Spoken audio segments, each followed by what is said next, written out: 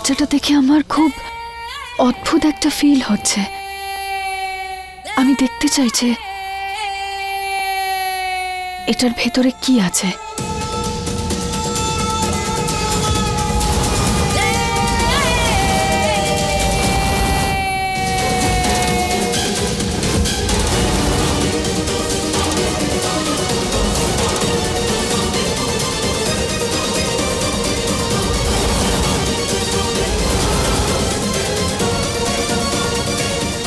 ত্রিশালা,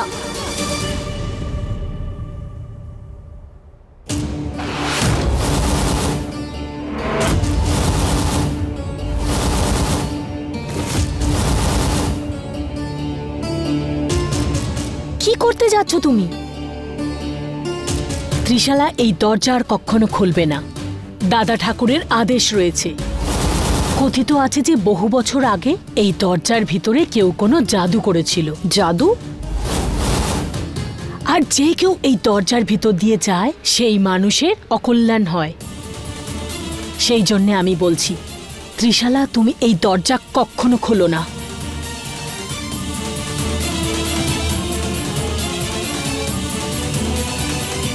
যা খুশি একটা বলে গেল কাকিমা। এখানে জাদু? আমি বিশ্বাস করি না সব।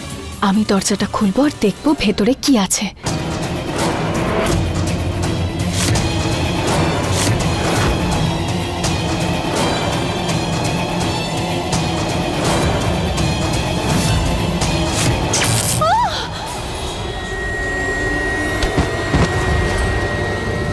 ত্রিশালা, ত্রিশালা, তুই ঠিক আছিস তো? ত্রিশালা,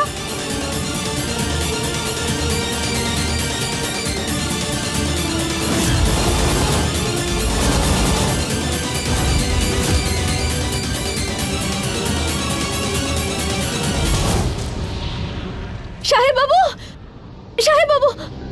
এই দাঁড়া, কোথায় যাচ্ছিস ভেতরে? ওই আমার বিয়ে হয়েছে এই পরিবারে, আমাকে ভেতরে যেতে হবে। কে জানে কেন সব পাগল এখানেই চলে আসে। সকালে একটা বুড়ি এলো আর এখন এই মেয়েটা। কি বলতে চাস? এ বাড়ির নতুন মালকিন? ও তো সেটাই বলছে।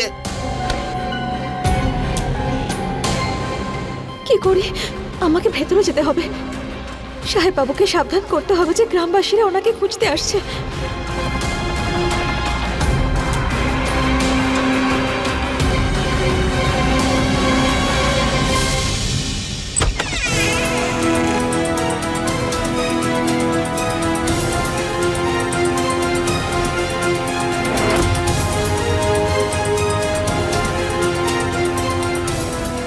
তোমাকে অনেক অনেক ধন্যবাদ দেবীমা।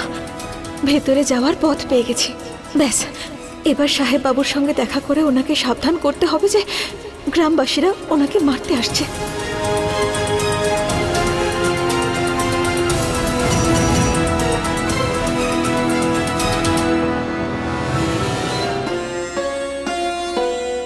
কি গো, দেখো জ্বর তো কমছেই না। কি করে কম হবে শোনায় না? এক তো কারেন্ট নেই, তার উপরে এত গরম।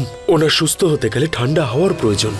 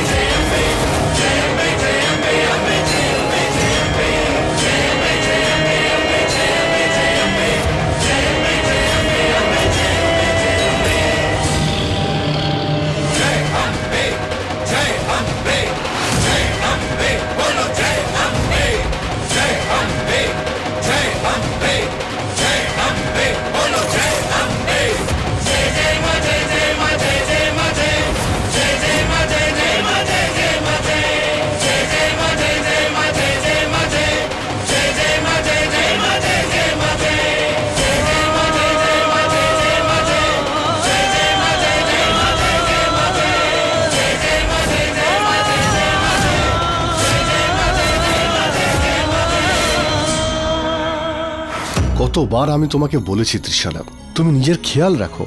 তুমি না সব সময় আমাকে টেনশনে রাখো। আবির, আমার কথাটা বিশ্বাস করো, আমি কিচ্ছু করিনি। আমি শুধু তালাটা ছুঁতে গেছিলাম, আর ছোঁয়া মাত্রই আমার শক লাগলো, আর আমি পিছনে পড়ে গেলাম। ওখানে কোনো গন্ডগোল আছে আবির? দেখো, এখানে তেমন কোনো ব্যাপার নেই। এটা অনেক পুরনো মহল, তাই মাঝে মধ্যে লোডশেডিং হয়। হয়তো তার খোলা ছিল, তুমি ছুঁয়েছো বলে শক খেয়েছো। That's it. তুমি এসব নিয়ে একদম চিন্তা করো না প্লিজ। আবির, এখন এই বাড়িতে কারেন্ট নেই, আমার শক কিভাবে লাগতে পারে? তাহলে নিশ্চয়ই অন্ধকারের জন্যই হয়েছে। তোমার পা স্লিপ করেছে আর তুমি পড়ে গেছো। দেখো ত্রিশালা, আমি এটা জানি যে তুমি অনেকদিন ধরে খুব স্ট্রেস নিচ্ছ, তাই প্লিজ তুমি কিন্তু এসব নিয়ে আর ভেবো না। আর আমি তো ইনফ্যাক্ট সব ফিউজও চেক করেছি, সব তারও ওকে আছে, কোনো সমস্যা নেই। আমি শুধু এটাই ভাবছি কারেন্ট আসবে কখন।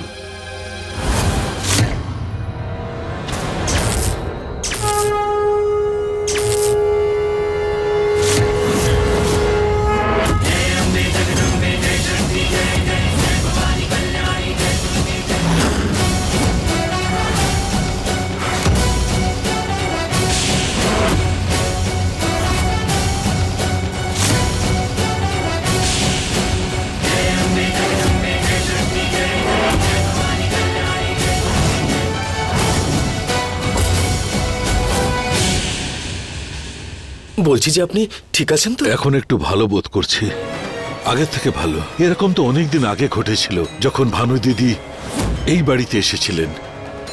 ঠিক যেন একটা আশ্চর্য ঘটনা।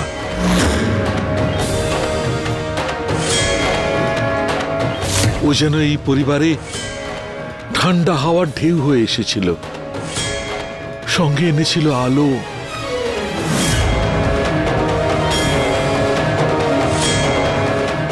পায়ে ওর কাঁটা ফুটেছিল, সেই রক্ত দিয়ে শুভ আলতার চিহ্ন দিয়ে এসেছিল এই বাড়িতে।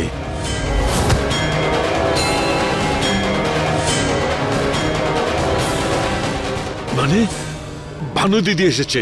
ভানু দিদি, ভানু দিদি। আমি এই কোন ভাবনায় হারিয়ে গিয়েছিলাম? আমি তো সাহেব বাবুকে খুঁজতে এসেছি, এখানেই কোথাও আছেন হয়তো, আমায় খুঁজতে হবে। যাক, কিছু তো ভালো হচ্ছে, কারেন্ট চলে এসেছে। আবির আর ত্রিশলার বিয়েটা এবার ভালো মতো হবে।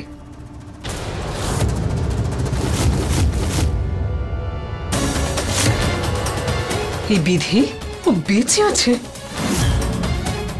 এখানে কি করে এলো?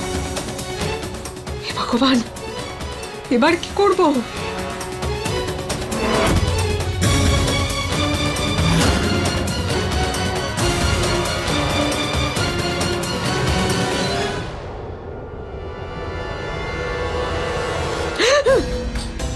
কি হলো? আপনি এভাবে লুকিয়ে আছেন কেন? এদিকে আসুন। ওই দেখুন কে এসেছে। ওই মেয়েটা বিধি, ও তো বেঁচে ফিরে এসেছে ওখান থেকে। দেখুন, আমাদের বাড়ি অব্দি চলে এসেছে। যদি আবির ওকে কোনোভাবে দেখে নেয় না, তাহলে বিশাল বড় গন্ডগোল হয়ে যাবে বেয়ান। আর একটা কথা, আমি এই বাড়িতে কাউকে বলিনি যে আবির আর বিধির বিয়ে হয়ে গিয়েছে। আর যদি কোনোভাবে বাবা এই কথাটা জানতে পেরে যান, তাহলে আবির আর ত্রিশালার বিয়ে হবে না। আবির আর ত্রিশালার বিয়েতে আর কোনো রকম গন্ডগোল চাই না, প্লিজ। কি যে করি রাম সিং। হ্যাঁ মালকিন।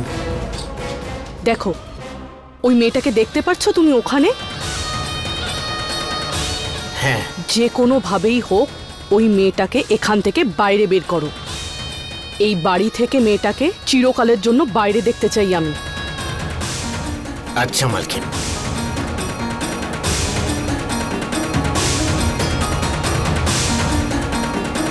আরে শোনো,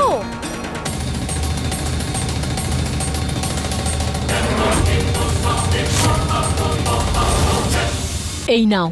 হ্যাঁ, এই পুজো সামগ্রীগুলো নিয়ে যাও ওখানে। ঠিক আছে।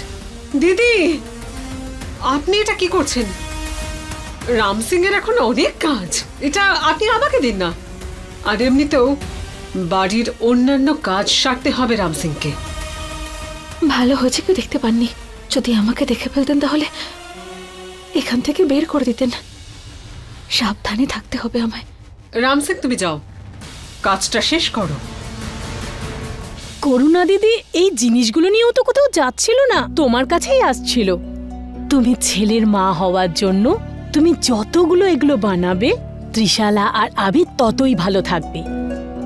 এসো।